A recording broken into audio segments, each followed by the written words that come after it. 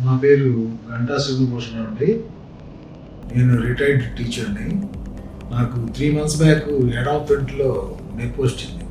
నొప్పి వస్తే మా తెనాలండి. తెనాల్లోనే డాక్టర్ గారికి చూపిస్తే ఆయన ఇచ్చిన మందులు తగ్గలేదు. తగ్గపోతే ఏఐజీ హాస్పిటల్లో డాక్టర్ శ్రీనివాస్ తాటి ఆర్థోపెడిక్ సర్జన్ ఉన్నారని చెప్పారు. ఆయన హాస్పిటల్కి వెళ్ళాను.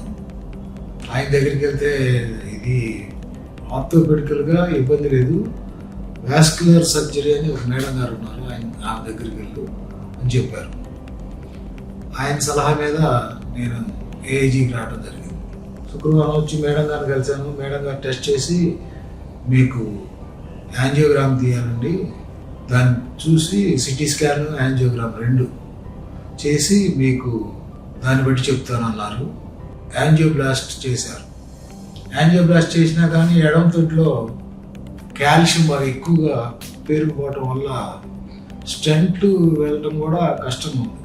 దాంట్లో మేడం గారు చాలా కష్టపడి ఓర్పుగా ఊదేకున్నంత ఓర్పు, దాదాపు 3.5 గంటలు కష్టపడి నా కోసం అంతసేపు కష్టపడి స్టెంట్లు 2 వేశారు. కుడి కాల్లోంచి ఎడమ తొట్టులోకి స్టెంట్ వేశారు. ఎడమ కాల్లో నుంచి మళ్ళీ ఎడమ కాల్లోకి ఇంకో స్టెంట్ వేశారు. స్టెంట్ వేసిన తర్వాత ఒక 2 గంటలు అబ్జర్వేషన్లో పెట్టారండి ఐసీలో పెట్టినాక 6 గంటలకు నన్ను నడవమన్నారు మేడం గారు.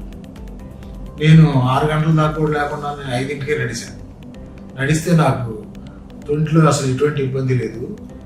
అయితే నాకు మెయిన్ డ్రాబ్యాక్ ఏంటంటే నాకు ఎడమ కాలు బొటన వేలు బ్లడ్ సర్క్యులేషన్ లేక నల్లగా అయిపోయింది. అక్కడ సెల్స్ డెడ్ అయినాయండి. సెల్స్ డెడ్ అయినాక కష్టం. మీకు 90% అది కూడా క్లియర్ అవుద్ది. క్లియర్ కాకపోతే దీనికి ఒక ఆయింట్మెంట్ ఇస్తాను, అది కూడా మీకు ఇబ్బంది లేకుండా పోతుందని చెప్పారు మేడం గారు. అది కూడా రాసుకున్నానండి, ఇబ్బంది లేదు. 6వ తారీఖు పొద్దున దగ్గర 1 కిలోమీటర్ నడిచాను, 1500 అడుగులు వేసాను. 7వ తారీఖు ఉదయం 2 కిలోమీటర్లు నడిచాను, దగ్గర 3000 అడుగులు వేసాను. నాకు ఎటువంటి ఇబ్బంది కానీ తొంటి నొప్పి కానీ అదేం లేదు. మేడం గారు చక్కగా చాలా ఓర్పుగా అడిగిన దానికల్లా సమాధానం చెప్పి మా తల్లి బిడ్డను చూసినట్టుగా నన్ను చూశారు. చక్కగా చేసి పెట్టారు, నాకు ఇబ్బంది లేకుండా చేశారు.